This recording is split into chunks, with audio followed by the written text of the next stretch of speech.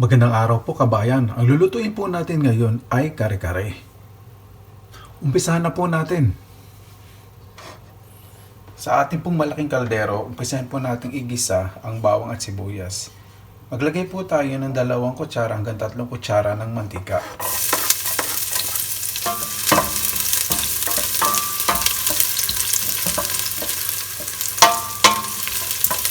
Hintayin po natin mag golden brown.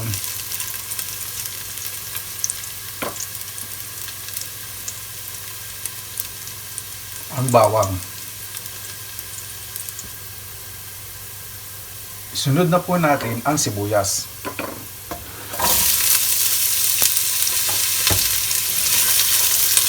Igisa po natin mabuti ang sibuyas hanggang ito po ay mag-release ng liquid o maglabas ng likido. Sa ganitong paraan, kapag nagisa na natin ng bawang at sibuyas, ito ay magbibigay ng masarap na lasa sa karne.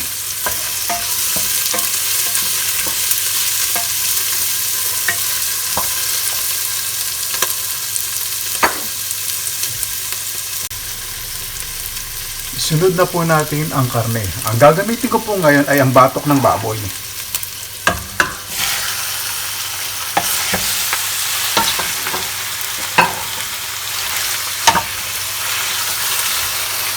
Sa akin pong paggawa ng kare-kare, ang batok po ng baboy ang pinakamalasa.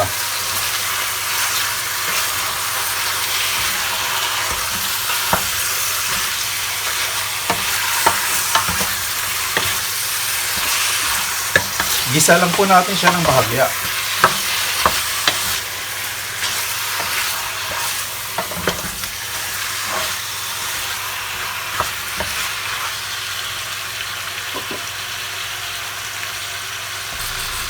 Timplahan po natin ng konting asin.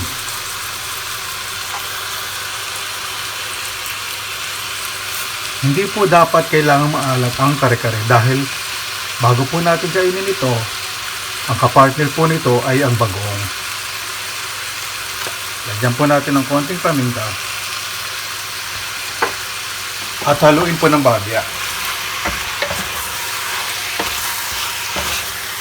Para po lumasa ang asin at ang paminta sa karne.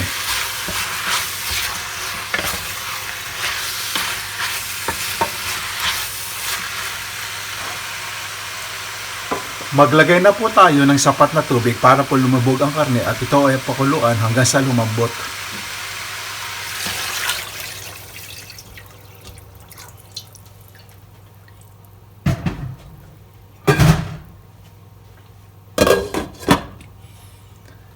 Takpan at maghintay ng 2 hanggang 4 na oras hanggang lumabot po ang ating karne. Habang hinihintay po nating lumambot ang karne, ay magbusa na po tayo ng rice flour. Ito po yung bigas na pinong-pinong dinurog.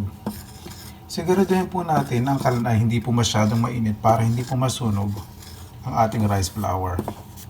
Hintayin po natin itong magkulay golden brown. Kung wala pong available na rice flour sa inyong lugar, maaari rin po kayong gumamit na dinurog na bigas. Ito po ay mas matipid at mas mabisa din pong gamitin para po sa ating kare-kare. Medyo golden brown na po ang ating rice flour. Maaari na po natin itong alisin sa ating kalan. Palamigin po at gamitin po mamaya sa pagpapalapot po ng sabaw ng kare-kare. Kapag kumukulo po ang karne, siguraduhin po natin tanggalin ang mga bula nasa ibabaw po.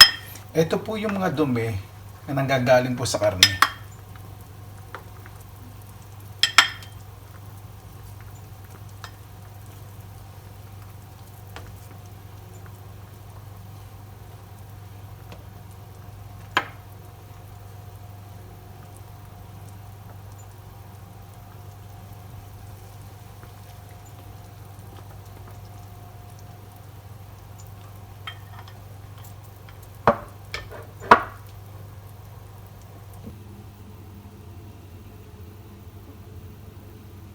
Kapag malamig na po ang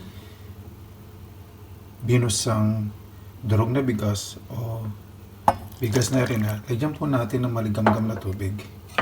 Tanawin lang po natin mabuti.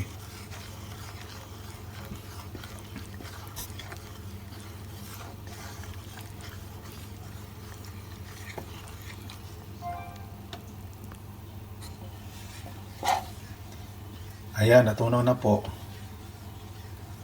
ang dinurong na bigas, wari ng bigas sa tubig. Ito po ay gagamitin natin mamaya pampalapot po sa kare-kare.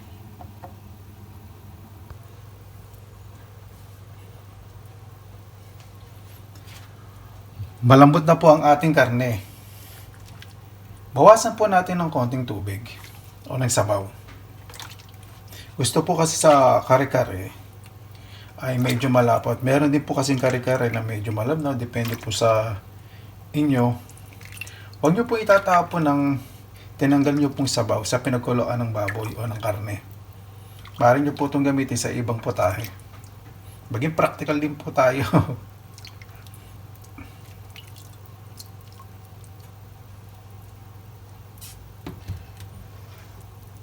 Ayan.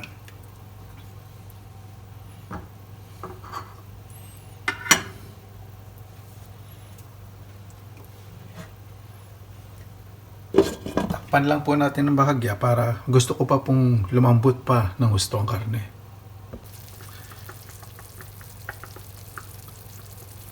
Ayan, malambot na po ang ating karne. Hindi po masyadong maraming tubig. Maaari na po natin ilagay ang sitaw.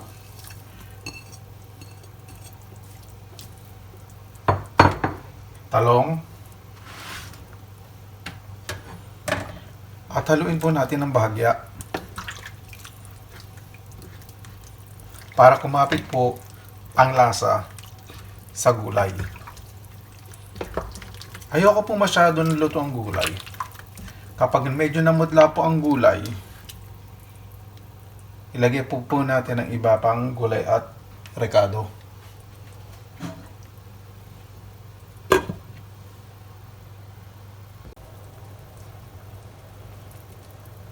Kapag medyo namutla na po ang talong at ang sitaw, ilagay na po natin ang peanut butter.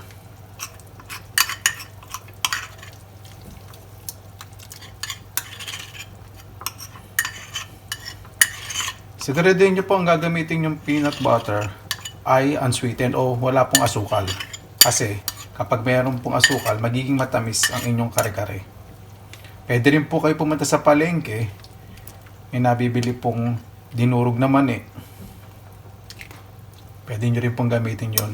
O pwede rin po kayo magbusa ng mani at durugin po ninyo.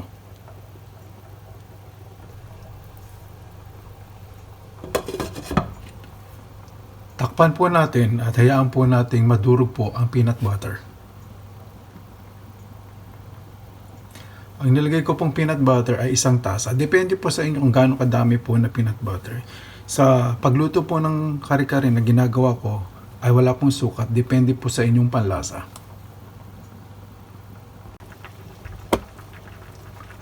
Ayan, medyo durog na po ang peanut butter. Lagay na po natin ang repolyo.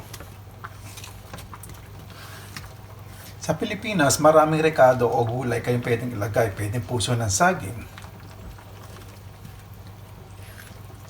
Dahil ito nga pong available na gulay dito, ito pong repolyo ang ginamit ko.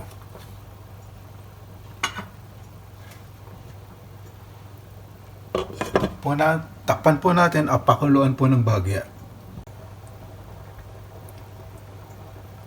Medyo luto na po ang repolyo. Lalagay ko na po ang tinunaw na atsuete sa tubig. Ito po ang magsisilbing papakuli po sa ating pagkain na kare-kare. Ayoko po ng masyadong mapula. Depende po sa inyo kung paano nyo po ipe-present ang kare-kare. Siyempre sa mga restaurants ay medyo mapula. At hindi po nila masyadong ino-overcook ang mga gulay.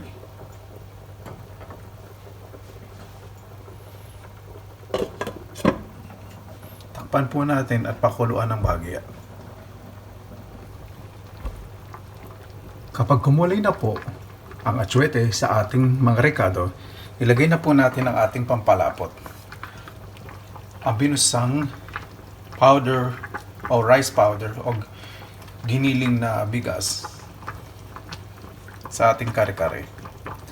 Dahan-dahan po natin haluin ang kare-kare para po kumalat po ang tinunaw na dinurong na bigas sa tubig.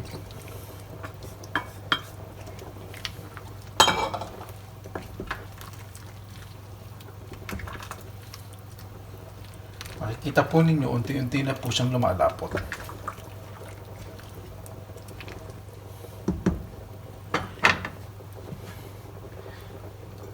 Takpan po natin para medyo maluto pa po ang dinurog na bigas. Nakikita po ninyo na malapot na po ang ating kare-kare. Ang huli po nating ilalagay ay ang pechay. Pagkalagay po natin ng pechay, ay haluin po natin ng bahagya.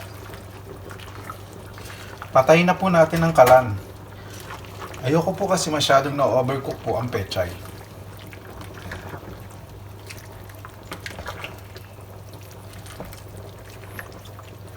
Haluin po natin mabuti para kumapit po ang lasa ng sabaw sa pechay at sa iba pang mga rekado. Luto na po ang ating kare-kare. Maraming salamat po sa araw na po na inyong nilaan at oras. Kain na po tayo. Ingat po lagi.